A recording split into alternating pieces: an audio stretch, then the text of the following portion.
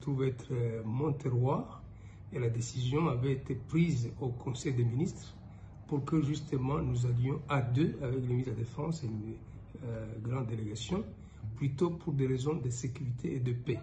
Jamais dans l'ordre des missions dont j'étais porteur n'était question d'installer le bourgmestre et jamais dans les faits je n'ai installé le bourgmestre. Mais qu'est-ce qui s'est passé alors? On vous attribue l'installation d'un bourgmestre dans la commune de Minembwe.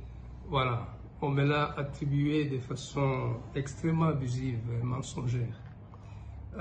Nous sommes à Minembwe avec le ministre de la Défense, mon collègue, avec le chef de l'armée et bien d'autres officiers, avec 10 députés nationaux, mais aussi avec le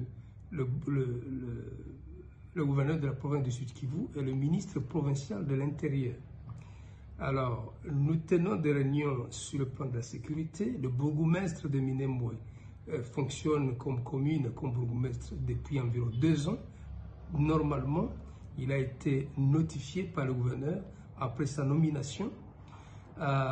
Mais au cours de ce bref séjour, une question vient sur la table, posée par la société civile, posée par des officiels qui sont sur place, mais aussi par la population, à savoir pourquoi est-ce qu'on a installé le maire de ville d'Ouvira, le maire de ville de Baraka, le maire de ville de Kamituga, après leur notification, mais le bourgmestre de Minembwe, notifié au même moment, lui n'a pas été installé. Ça veut dire une formalité administrative qui n'a pas une grande importance, même dans la loi.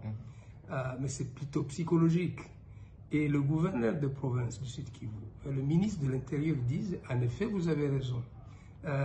Ça n'empêche pas au bourgmestre de poser des actes qui revêtent le caractère officiel, administratif, mais parce que vous le demandez et parce qu'ailleurs ça a été fait, nous n'avons pas besoin de rentrer à Bukavu pour venir pour ça. Nous le faisons le matin et le ministre de l'Intérieur a agi devant le